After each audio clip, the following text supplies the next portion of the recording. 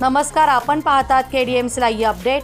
आज 30 जानेवारी 2026 रोजी कल्याण डोंबिवली महानगरपालिका आयुक्त अभिनव गोयल ॲक्शन मोडवर डोंबिवली पश्चिम ह प्रभाग क्षेत्रातील देवीचा पाडा येथील अनधिकृत 25 खोल्या तसेच 10 जोत्यांवर धडक कारवाई करण्यात आली।